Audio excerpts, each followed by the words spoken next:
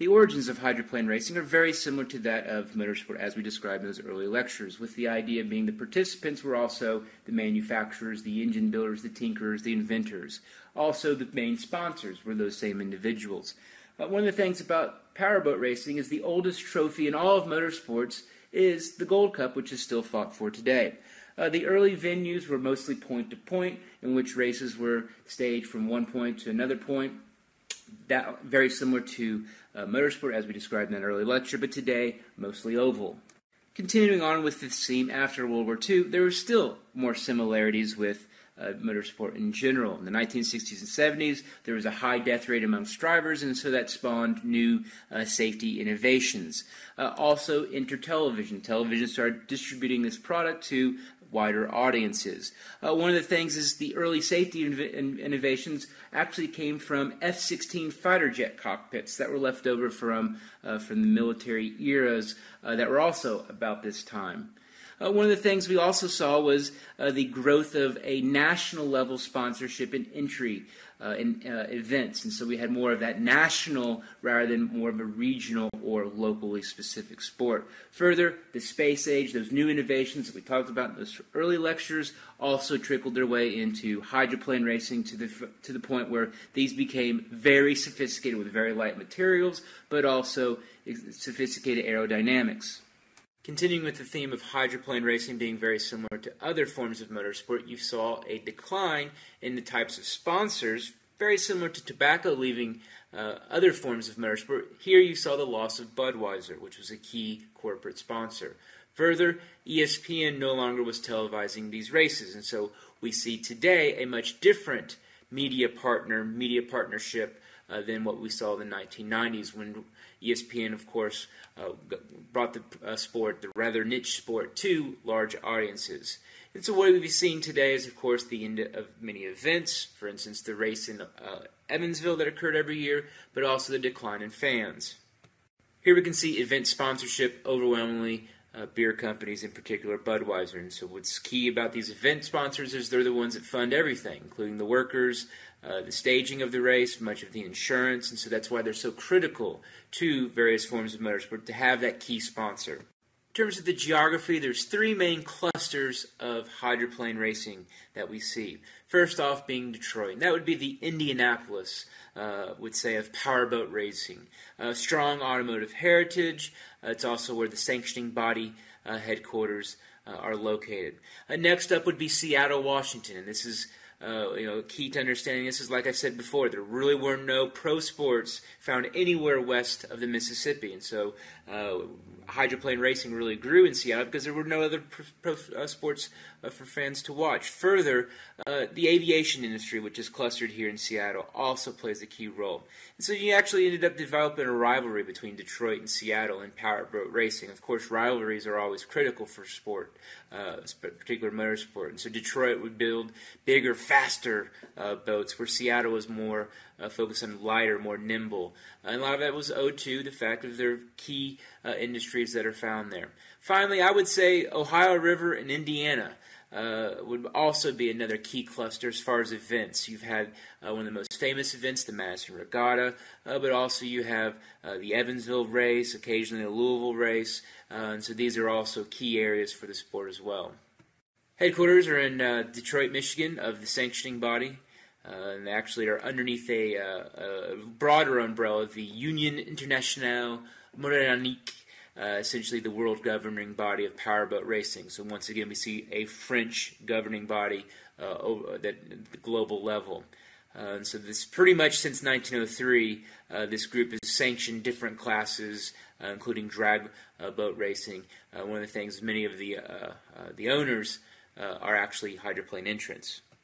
You could argue that this form, H1 unlimited hydroplane racing, would be actually the most global, most elite level form of powerboat racing. But there are definitely various tiers, and of course, just like I've talked about beforehand, there are a whole lot at the grassroots level, but fewer and fewer as you go up the chain. Key connection to an industry, in this case, would be the aviation industry. That includes the power plants, hull construction, cockpit control systems, and all of that. And before the 1980s, a lot of these were piston-powered engines that were left over from World War II, actually produced by Rolls-Royce and Allison's local company. But then in the 1980s, because essentially the aviation industry changed, and so no longer did they have a lot of spare parts for these piston-powered engines, and so then they evolved to the turbine engines, so actually from Chinook helicopters from the Vietnam War, left over from the Vietnam War. And these were lighter, could go faster, essentially saved the sport, as the sport could now have these boats go super fast. Historically, unlimited hydroplane racing would use a numbering system that included the letter U and then the number. So if you're last year's season championship winner, you would be the U1. And that U stands for unlimited. However, this is starting to change, and so the sport, as it's evolving, you're starting to see more teams that are actually using just numbers. And so, for instance, the 88 boat. Here we can see 2011 drivers and entrants in kind of various patterns. Notice the boat numbers on the left-hand side. Notice the U. You can see some of the sponsors. You also see that they're all white males participating in the sport. Some actually a bit older than maybe what we find in other series, and further we see that Washington and Indiana focus. 2012, there were 6 races, with all of them being in the United States. So we have the 2 Midwestern races to kick off the season, then the Washington races there in that key cluster we've mentioned before, the San Diego race, which is overwhelmingly due to the title sponsor, and then finally the entrance of the Middle East, which is something I mentioned before. And here's a map that shows where those races are located. Typical weekend, you'll have boats arrive on Thursday with practice on Friday and qualifying in the afternoon on Friday. Saturday, you'll have the first heat. In the heat, you'll have one race that's called the 1A race, another race called the 1B, and another one that are called the 1C. And those are 3 separate races. Each of those individual heats are random draw, and if you have 12 boats, you're going to have 4 boats each in the heats. And that will be replicated with a second heat in the afternoon, typically on a Saturday. And then finally, the third heat is Sunday morning. And so what ends up happening is each of those heat races have points, including the qualifying. So after all the qualifying and the heats, the points then are added, and then you base your final heat position based on your points that you accrued over the weekend prior. Here's how the boats travel from one event to the next, and the back wings actually fold down, and they wouldn't really travel with their wings up. A bit of a different form of racing. Like I said, there's only 4 boats that race, but one of the things you would hear if you attended a race was you first off hear 10 to the 5. That means we've got 10 minutes till the 5-minute warning. So essentially that means 15 minutes till the race begins. Then you'll hear 5 to the 5. That means we've got 10 minutes to go until the race starts. And then eventually what will happen at that time, usually the 5 to the 5, the boats will start going out on to the circuit. So what they have to do is they have to make at least one pre-lap. They have to make one lap before the race starts. And then what happens is after they make that first initial lap, they have to come back around. And then what they want to do is they want to hit the start-finish line right at 0. And so right at 0 is when the clock starts. So it's kind of interesting how the race begins actually on a timer. You don't want to go too early. If you go too early, then you have to go around and make an extra lap.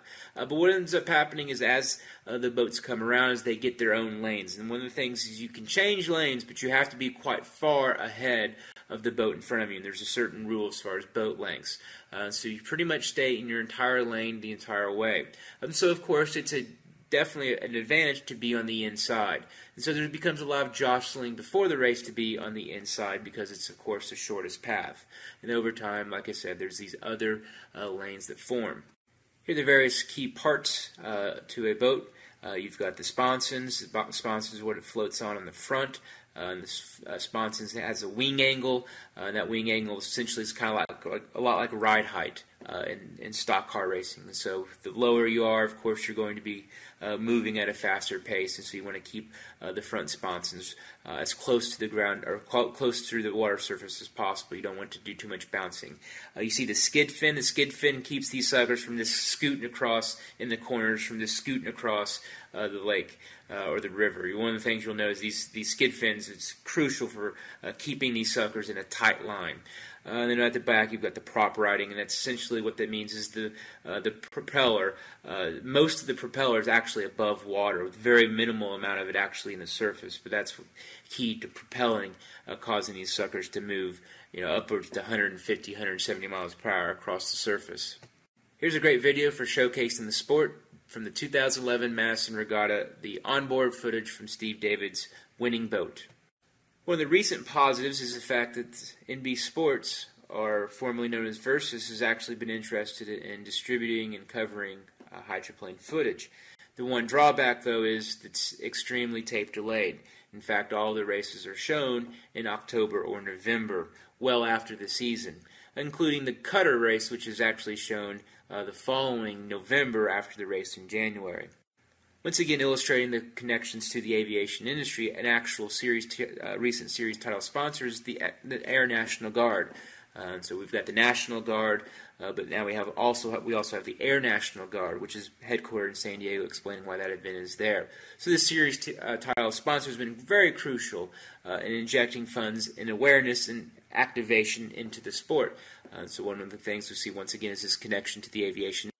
Event sponsors, we've got Lucas Oil, which has a strong connection to Indiana, investing in Indiana. Then next up, some wealthy Detroit civic leaders.